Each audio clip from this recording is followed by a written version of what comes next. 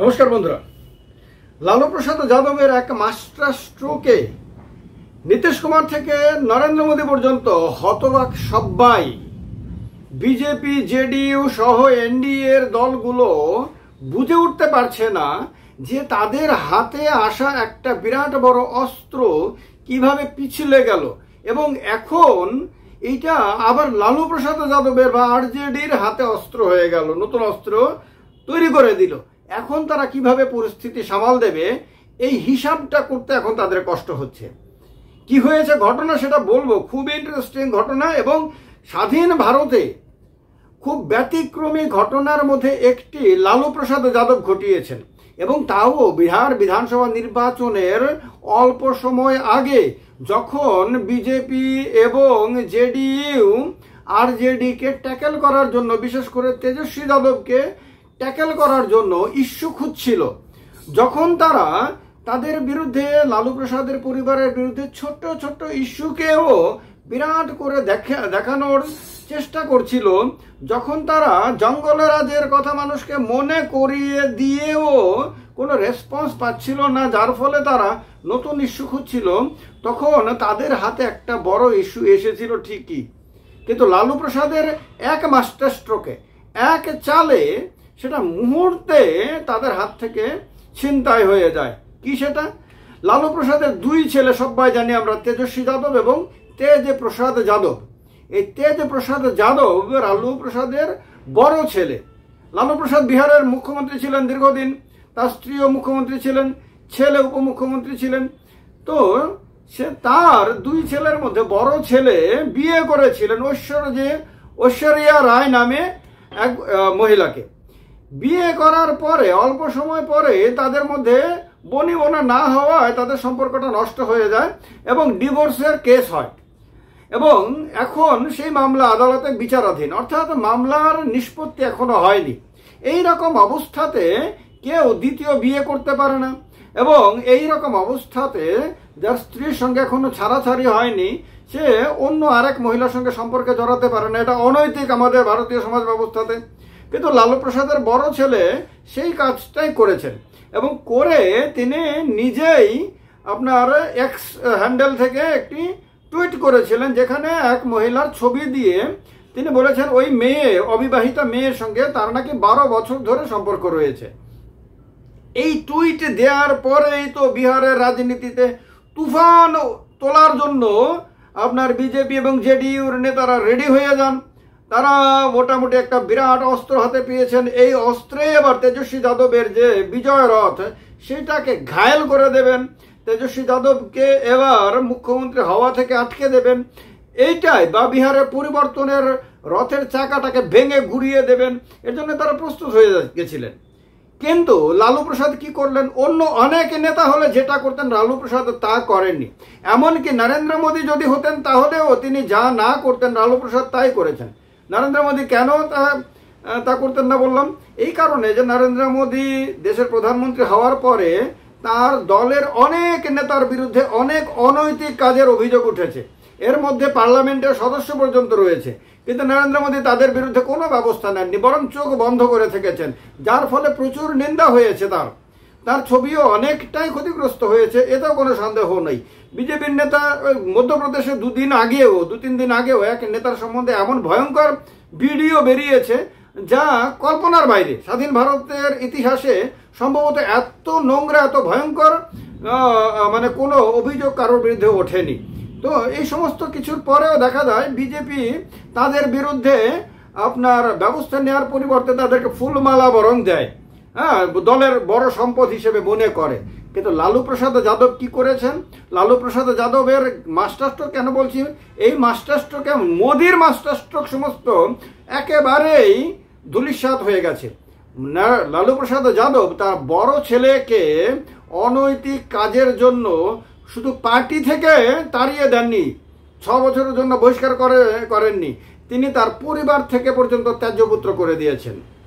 ভাবতে পারেন, এইটা ভারতবর্ষে পরিবার কেন্দ্রিক কোনো দলে এটা কল্পনা করা যায়?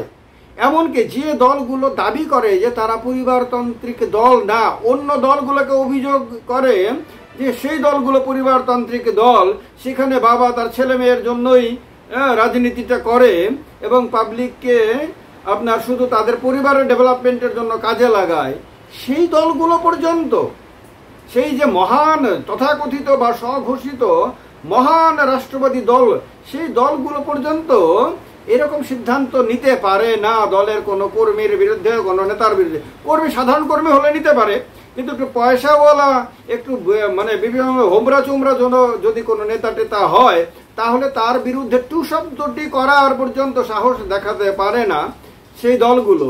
সেখানে লালু প্রসাদ তার নিজের ছেলে, নিজের সন্তানকে তার পার্টি থেকে তাড়িয়ে দিয়েছেন এবং পরিবার থেকে পর্যন্ত বের করে দিয়েছেন এবং বলে দিয়েছেন পাবলিকের কাছে, পাবলিকলি বলে দিয়েছেন যে এই ছেলের সঙ্গে তার পরিবারের এবং দলের আর এখন কোনো সম্পর্ক নাই। কেউ যদি তার সঙ্গে তেজপ্রসাদ যাদবের সঙ্গে সম্পর্ক রক্ষা করেন, তাহলে তিনি নিজের দায়িত্ব করবেন, অর্থাৎ দল বা পরিবার তার দায়িত্ব নেবে না। ভাবতে পারেন এই যে সিদ্ধান্তটা, এই সিদ্ধান্তটা এখন বিজেপির বিরুদ্ধে, জেডিইউর বিরুদ্ধে, মোদী এবং নীতিশ কুমারের বিরুদ্ধে রাজনৈতিক একটা বিরাট বড় অস্ত্র হয়ে গেছে তেজস্বী যাদবের হাতে। কারণ তেজস্বী যাদব এখন পাবলিকের কাছে গিয়ে বলতে পারবেন যে আমাদের পার্টিতে কোনো অনৈতিক কাজকে প্রশ্রয় দেওয়া হয় না, যে কাজগুলো করলে পরে বিজেপিতে, জেডিইউতে, অন্যান্য দলগুলোতে ফুলের মালা দিয়ে স্বাগত জানানো হয়, সেই কাজ করলে আমাদের পরিবারে পর্যন্ত প্রশ্রয় দেওয়া হয় না। সুতরাং আমাদের পরিবারে একমাত্র সামাজিক ন্যায়ের জন্য কাজ করে এবং সামাজিক ন্যায়ের চ্যাম্পিয়ন একমাত্র আমাদের দল। এই কথাগুলো সে যখন পাবলিকের সামনে গিয়ে বেশি করে বলবে, তখন পাবলিকের সামনে তো জলজান্ত প্রমাণ, জলজান্ত উদাহরণ তৈরি করে দিয়েছেন লালু প্রসাদ যাদব, প্রাক্তন রেলমন্ত্রী, বিহারের প্রাক্তন মুখ্যমন্ত্রী। ফলে এটাকে তো আর কেউ খণ্ডন করতে পারবে না, মিছে কথা বলছে, এই কথা বলার তো আর কোনো সুযোগ নাই। ফলে এটাকে ট্যাকেল কিভাবে করবে বিজেপি? এক তো তেজস্বী যাদবের যুব সমাজের মধ্যে জনপ্রিয়তা এই মুহূর্তে তুঙ্গে রয়েছে। দ্বিতীয়ত, তিনি যখন উপমুখ্যমন্ত্রী ছিলেন নীতিশ কুমারের মন্ত্রিসভাতে, তখন তার উদ্যোগে প্রচুর চাকরি ছাড়া হয়েছিল, বেকার যুবক যুবতীদের জন্য প্রচুর সরকারি চাকরি ছাড়া হয়েছিল, যার ক্রেডিট তিনি বারবার নিচ্ছেন এবং সাধারণ মানুষও স্বীকার করে নিচ্ছেন, সাংবাদিকরাও স্বীকার করে নিচ্ছেন, তাদের প্রবল প্রতিদ্বন্দ্বীরাও স্বীকার করতে বাধ্য হচ্ছেন। এরকম সমস্ত কিছুর কারণে তো তার একটা বিরাট দারুণ ইমেজ হয়ে রয়েছে, যে ইমেজকে আঘাত করতে গেলে বিজেপির বিরাট ক্ষতি হবে বলে বিজেপির বর্তমান উপমুখ্যমন্ত্রী বলছেন, বিহারের প্রাক্তন রাজ্য সভাপতি বলছেন বিজেপির। তো তার মানে তিনি তো এমনিতে এগিয়ে রয়েছেন। সেই অবস্থাতে তার বাবা যখন একজন দক্ষ রাজনৈতিক নেতার মতন এত বড় কঠিন সিদ্ধান্ত নিতে পেরেছেন, যেটাকে আসলে মাস্টার স্ট্রোক যাকে বলা হয়, এইটা হলো মাস্টার স্ট্রোক, তাও বিধানসভা নির্বাচনের আগে, সেটাকে তো তেজস্বী যাদব ক্যাশ করবেনি। তেজস্বী যাদব তো এবার গিয়ে বলবেনই মানুষের কাছে বারবার যে দেখো, তোমরা যদি আমাদেরকে ভোট দাও, আমাদের পার্টিকে যদি শাসন ক্ষমতায় আনো, সরকার যদি আমাদেরকে বানাতে দাও, তাহলে তোমরা নিশ্চিন্ত থাকতে পারো যে আমাদের নিজের পরিবারের কেউ যদি অন্যায় করে পাবলিকের সঙ্গে, তাহলে সেটাকে পর্যন্ত আমরা বরদাস্ত করি না, তাহলে পার্টির মধ্যে অন্য কাউকে তো অবশ্যই করব না। তাহলে তোমাদের হয়ে আমরা আসল কাজটা করতে পারবো, যা জেডিইউ করতে পারবে না, বিজেপি করতে পারবে না, বা অন্য কোনো দল করতে পারবে না। এখন বিহারের বিধানসভা নির্বাচনের আগে এটা কিন্তু একটা বিরাট দিক নির্ণয়কারী সিদ্ধান্ত হিসেবে চিহ্নিত হতে পারে। কারণ নীতিশ কুমারকে চতুর্দিক থেকে আক্রমণ করা হচ্ছে যে নীতিশ কুমার এখন মানসিকভাবে বিপর্যস্ত হয়ে গেছেন, তিনি আর বিহারের মানুষের জন্য কোনো কিছু করার মতো মানসিক শারীরিক অবস্থাতে নেই। এবং নীতিশ কুমারকে দেখা গেছে যে মোদীর মিটিংয়ে পর্যন্ত মাঝপথে বেরিয়ে আসছে। এই সমস্ত কিছু নিয়ে নানান ধরনের মানুষের মধ্যে কানাঘুষা চলছে। বিজেপি এবং নীতিশ কুমারের মধ্যে, মোদী এবং নীতিশ কুমারের মধ্যে, বিজেপি এবং জেডিইউর মধ্যে সম্পর্ক নিয়ে টানাপোড়েন চলছে এবং এই টানাপোড়েনের কারণে সম্পর্ক যে কোনো সময় ভেঙে যেতে পারে। ভেঙে গেলে তার প্রভাব কেন্দ্রের এনডিএ সরকারের ওপরে পড়তে পারে। নীতিশ কুমারের 12 জন এমপি আপনার মোদীর সরকারের ওপর থেকে সমর্থন প্রত্যাহার করে নিতে পারে। ফলে বিরাট সমস্যা হতে পারে বিজেপির জন্য। এই সমস্ত কথাগুলো যখন আলোচিত হচ্ছে, তখন এই ঘটনা আপনার আরজেডির বা ইন্ডিয়া জোটের এবং লালু প্রসাদের পরিবারের বিরুদ্ধে যাওয়ার কথা ছিল, সেখানে এইটাই তাদের কাছে বড় অস্ত্র হয়ে দাঁড়াচ্ছে এবং এইটাকেই তারা আগামী দিনে বিজেপিকে ঘায়েল করার জন্য, জেডিইউকে ঘায়েল করার জন্য তারা ব্যাপকভাবে কাজে লাগাবে।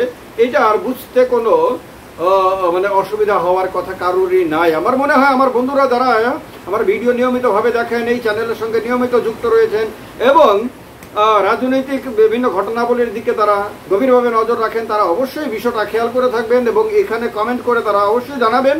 এবং ভিডিওটা ভালো লাগবে আমি জানি, কারণ ব্যতিক্রমী কথা এবং ব্যতিক্রমী চিন্তা ভাবনা, এবং ডেফিনেটলি অন্য কোনো চ্যানেলে এই দিকটি নিয়ে অবশ্যই আলোচনা হয়নি, তার কারণে এই কথাগুলো তাদের কাছে নতুন লাগছে, তার কারণে কমেন্ট করে অবশ্যই জানাবেন মতামত। আর চ্যানেলটিকে যদি এখনো সাবস্ক্রাইব না করে থাকেন, কারণ আপনি যদি নতুন দর্শক হন তাহলে তো সাবস্ক্রাইব করেননি এখনো হয়তো, তাহলে ডেফিনেটলি চ্যানেলটিকে সাবস্ক্রাইব করে সঙ্গে থাকবেন, কারণ এরকম মেইন স্ট্রিম থেকে আলাদা কিন্তু মানে সত্যের গভীরের সত্যটাকে তুলে ধরার জন্য এই চ্যানেলের সঙ্গে অবশ্যই যুক্ত থাকবেন। ভালো থাকবেন। জয় হিন্দ, বন্দে মাতরম।